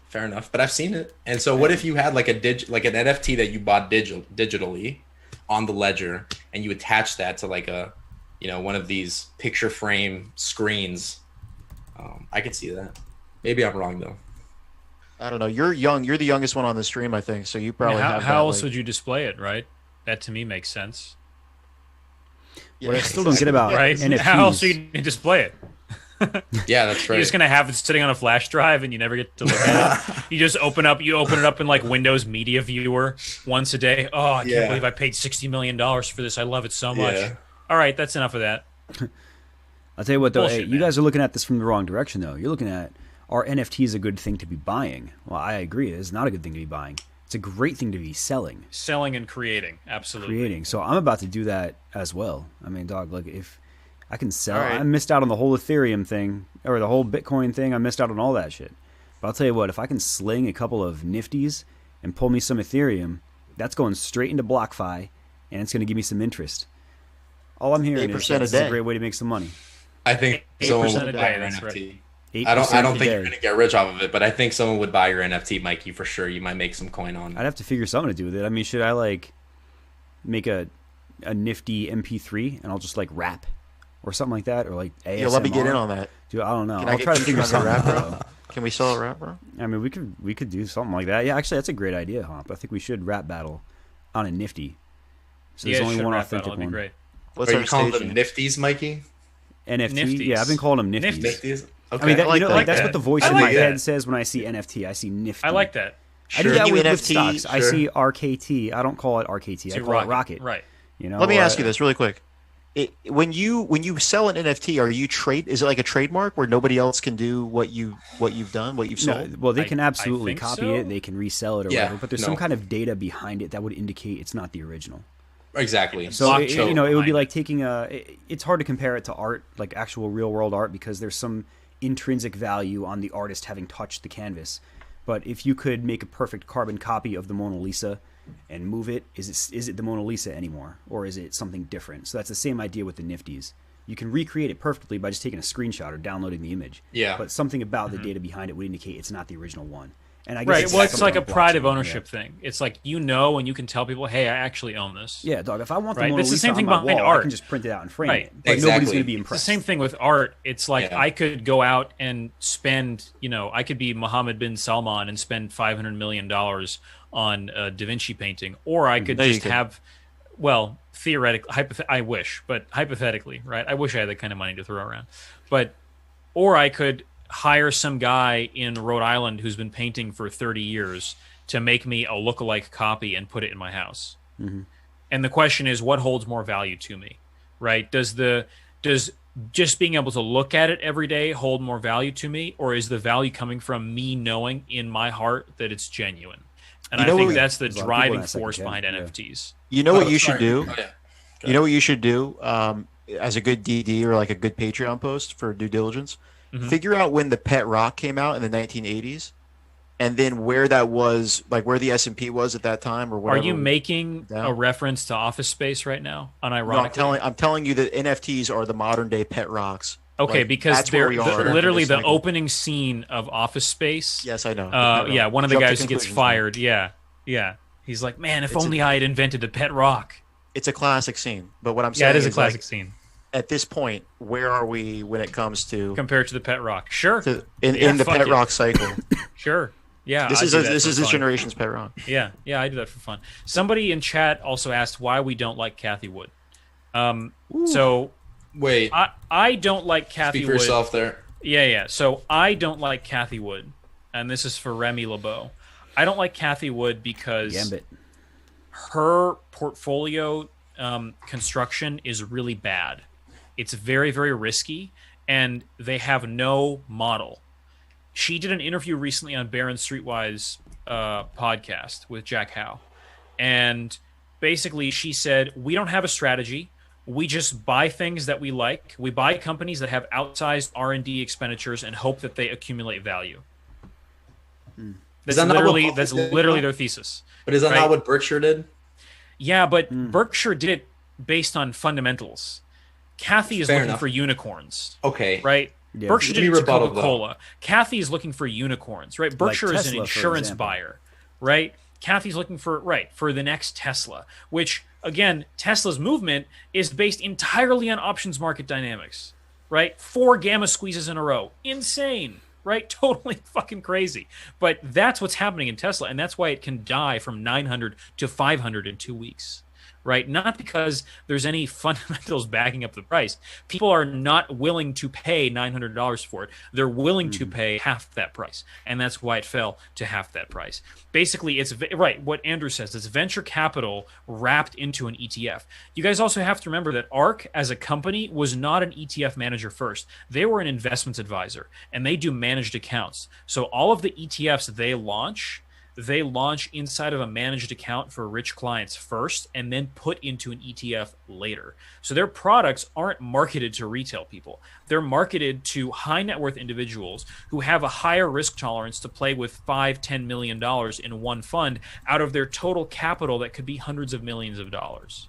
It's not the same, right? So you buying ARK's innovation ETF versus the Qs, right? Which the Qs, by the way, have returned more since ARK's innovation ETF launched, right? A triple leverage TQQQ, and ARK's innovation ETF uses about that same amount of leverage.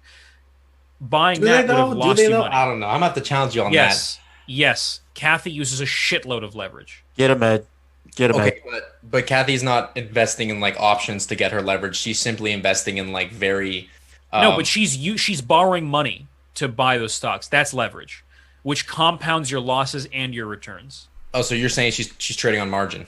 Yes, which is what TQQ is. They don't do options. I didn't know that. Yeah. Fair enough. TQQ, Fair enough. You got me there. Man, but let me challenge your assumption about Kathy not using fundamentals. I watched a video 3 weeks ago. She talked about how even in the best case scenario of the economy being reopened and rates going higher, she talked about how the most the U.S. can get in terms of rates on best economy ever is like 3.5%. And her argument was that even if rates were 3.5%, her growth stocks would be able to outperform that. Wait, hold on. What if? Wait. Let me finish, Moses. What if the landscape of the macro changes, right, to something more so where your investments are outperforming, big tech? And what if she adjusts with it? She's not going to adjust, though, because that's not in her mandate. Because the companies that spend ludicrous amounts of money, hold on. The companies that spend ludicrous amounts of money on research and development are tech companies and startups that spend more than they earn and borrow money to spend 6 times their earnings on research and development are tech companies and startups. They are not reasonable companies, right? Companies with low price to sales ratios and solid fundamentals, which could be doubled in 2 months, are not spending 3 or 4 times their earnings on research and development. Okay. The second part of that is Kathy's.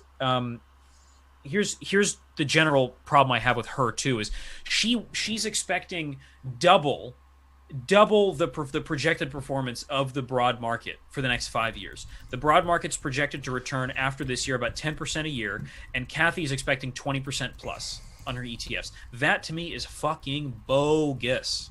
That is bogus. You're telling me you're going to generate 10% unheard of levels of alpha in the asset management industry. Unheard of. Literally nobody is able to do this. If she is genuinely actually generating 2x alpha, 10% extra alpha on the market return, then she needs to be worth more than Jeff Bezos. Then she is the most genius god of asset management ever. Because literally nobody does that consistently. Those are flukes. Year over year, you're right. No one does that consistently year over year, but there have been tons of people that have outperformed the benchmarks dramatically over the long term. I agree with you. Yeah, but not every single year. And Ricky says she says 15%. Yeah, Ricky, she went on Barron's Streetwise podcast 2 weeks ago and said 20% a year in person. Mikey, what do you think about Kathy Woods? I'm curious. I think she looks like my my art teacher from elementary school. And that's all I see when I look at her. Here's the thing. She is, for a little while there, she was bae. You know, she supplanted Lisa Su as Bay. All right. But I think that was largely contingent on the whole Tesla rocket.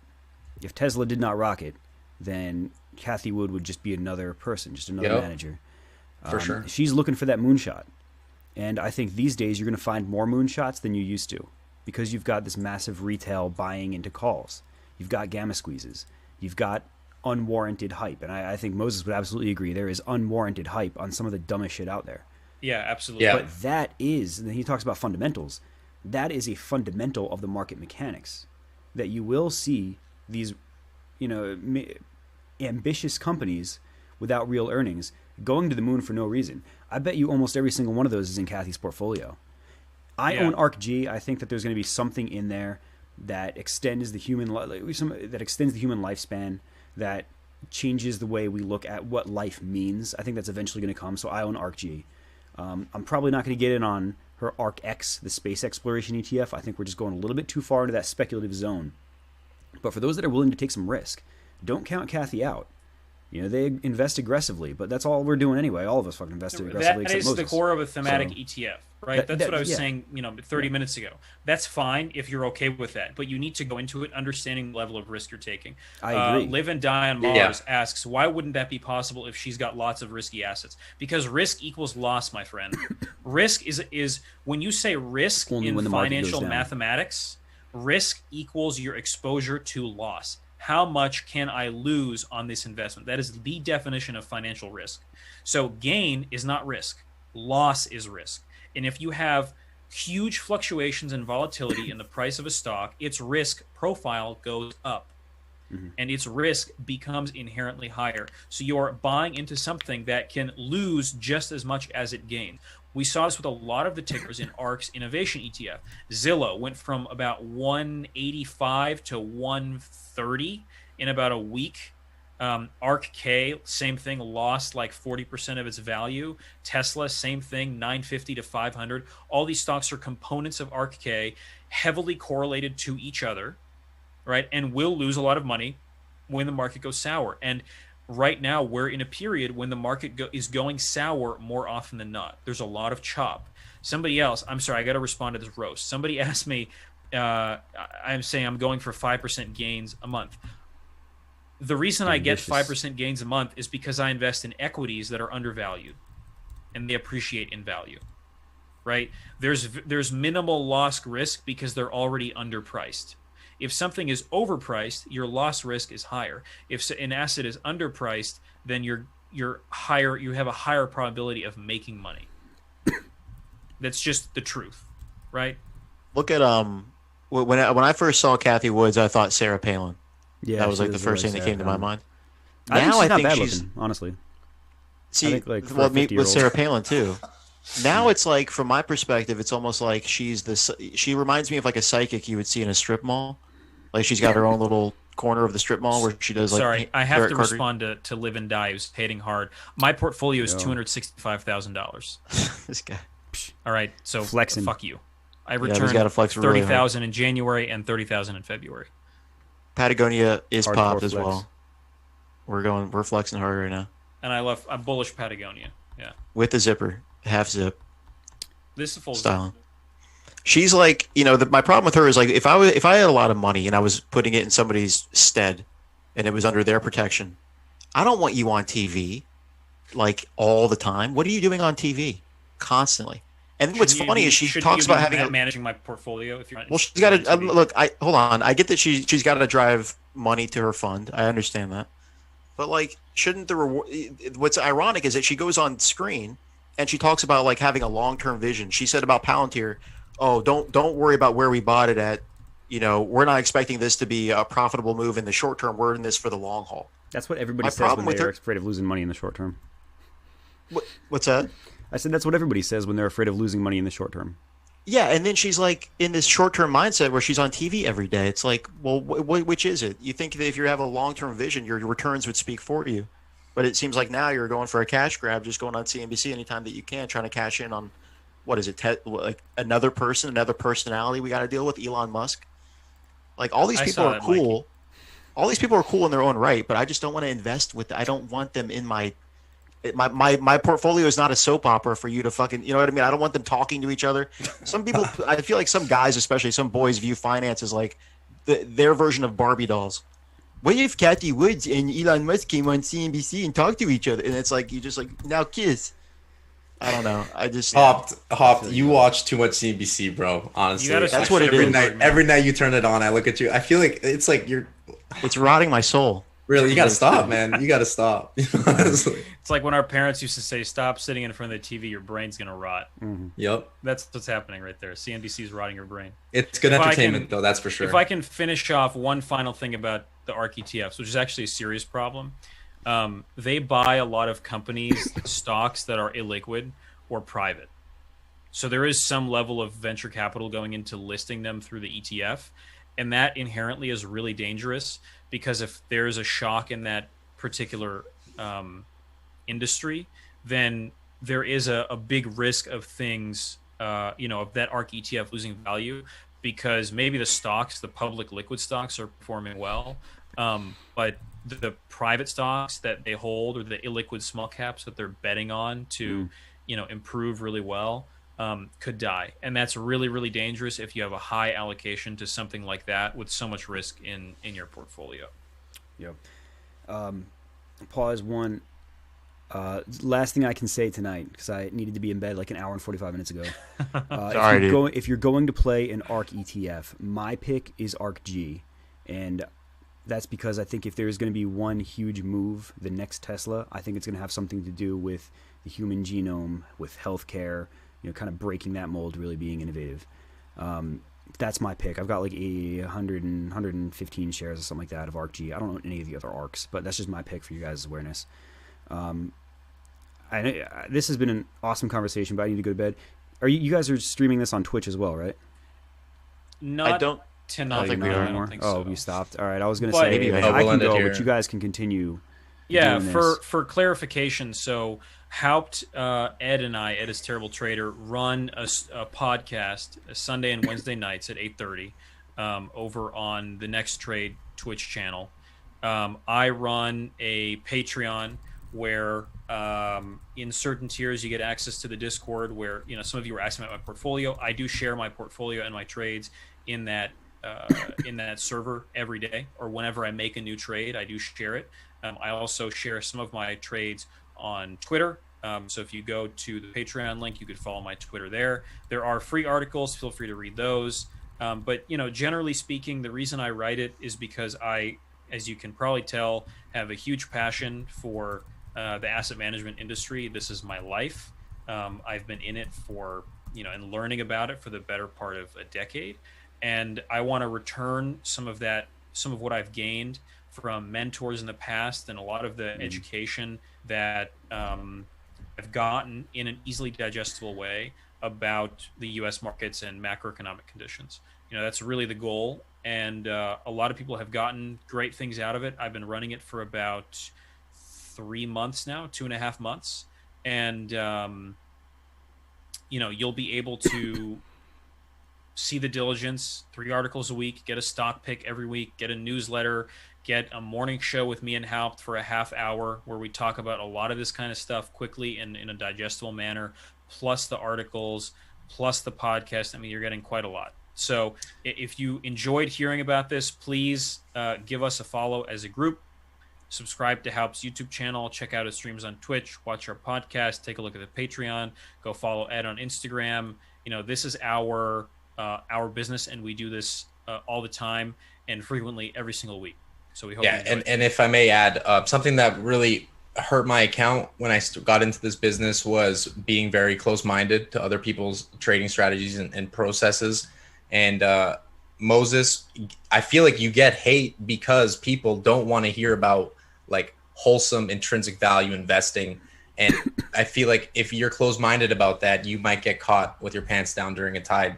Oof. So even if you don't see eye to eye with someone, you still want to learn as much as you can. Just be a sponge in general. And I'm sure that there will be one day, we know one thing for sure, one day a lot of this like growth chase will get beat up if you don't have some risk management in place. And so you got to be on your toes for that. But then again, we're all just a bunch of artards from Wall Street bets, so we don't really know. and Mikey. Hey, thank you very much for having us, man. I really do appreciate it. I know you got to go to bed. I'm sorry to keep you up this thank you for having awesome. us on, and sorry for keeping you up so No, late. no, we're looking forward to the new NFT, the NFT from me and Mikey's single that we're dropping. Out. Dude, it's coming out. It's coming in hot. And I mean, all of you guys that sent me super chats for this, like, you guys are phenomenal people. It's things like that that's inspiring me to actually go ahead and quit my job in the next couple of months here. And if I wake up tomorrow and all my Patreon tiers are sold out, I'll put in my notice this week. So I'm not saying go ahead and do it, but if anybody does it, just keep that in mind. It's happening. So I mean, we're getting there. So things like this are awesome. Sam Matlock says I have a very punchable face. Let's go, dude. I'll box you in the ring. Come on, man. All right. Awesome. Yo, if you get the $100 tier, you get to punch Moses in the face. That's right. If you pay me $100 a month and you let me quantitatively model your portfolio, I will let you punch me in the face. There it is. It's not a bad deal. Gloves off. And that's contractual. He's in the state where that's his verbal contract. That's right. So he has to do it. All right. Thanks again, man. I really appreciate it. Yeah, thanks for having us on, guys. Have a great night. Great. All right, end in the stream here. Yeah. Guys, we got to do more of these in the future. This was awesome. Yeah,